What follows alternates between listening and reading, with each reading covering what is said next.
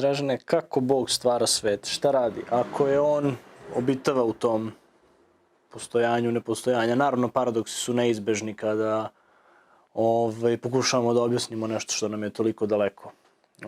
Kako izgleda proces stvaranja? Pa da, upravo to. On obitava, iz naše perspektive obitava u nepostojanju jer se nalazi u sferi nečega gde mi nismo. Samim time, ako bi se mi našli u njegovoj sferi, mi u ovom obliku ne bi mogli da funkcionišemo, samim tim to je za nas ništavilo koje nas poništava. Mislim, koliko god komplikovano zvučalo, otprilike je tako nekako. Ali jedan od dobrih primjera možda za taj neki, za objašnjenje postanka i uopšte stvaranja od strane jednog takvog entiteta kako Jevreji tumače Boga je termin koji se zove Cimcum, koji objašnjava postanje kao jedan proces koji je bez kraja i početka, nego samo pulsira, širi se i skuplja, širi se i skuplja. To je jako zanimljivo jedno objašnjenje postanja, jer mi danas sa naučnog stanovišta najrasprostranjenije tumačenje postanja, kosmološkog postanja i naučnog postanja je veliki prasak, Big Bang, gde mi imamo jedan trenutak u istoriji svemira kada je sve nastalo iz jedne eksplozije, znači iz nulte tačke nastalo je sve. Što nas povezuje na tu ideju Cimcuma gde dolazi do naglog širenja nečega što na kraju evolucijom dovodi do nas. Tako da tu možemo da povučemo jednu jako lepu paralelu sa naučnim objašnjenjem stvaranja i tim kabalističkim, a onda može da se ode i korak dalje. Ne znam, prošle godine, čini mi se, Nobelovu nagradu za fiziku je dobio Roger Penrose.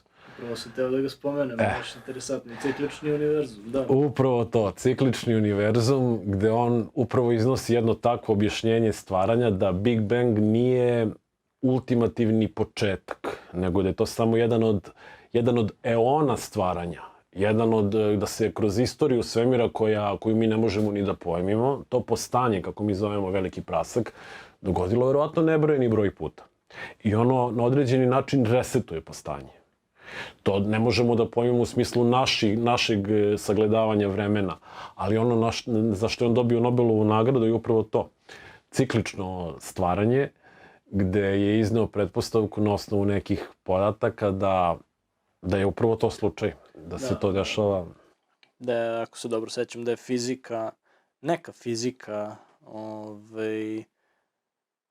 stanja na početku jako slična stanju koje će biti na kraju univerzuma po nekim njegovim pretpostavkama, da. Što se takođe može povući paralela i sa Bramom koji sanja univerzumu postojanje i budi se, što opet simbolizuje. Da. Sve te tradicije se na neki način preklapaju tim nekim tumačenjima stvaranja, gde, one nisu na isti način prezentovane, ali suštinski su iste. Svode se na tu neku cikličnost, na to neko daleko stvaranje u vremenu koje mi ne možemo da objasnimo i usled tog nedostatka mi ga tumačimo kao jedinstveno, a u stvari je to verovatno to periodi mraka, periodi dana, periodi širenja, periodi skupljanja i opet dolazimo i do cikličnog stvaranja Rogera Penrosea, što je opet, eto, to je na tragu tog nekog razmišljanja, samo je to sa naučnog aspekta data jedan drugi ugao, jedan drugi način sagledavanja. Što je onako lepo preklapanje i što ljudima pokazuje da se sve te stvari, sva ta tumačenja iz bilo kog drugog ugla mi da dolazimo, da li ti dolaziš iz ugla nauke, ja iz religije ili obrnuto, sve se to na kraju verovatno svodi na jedno objašnjenje koje može da zadovolji obe strane.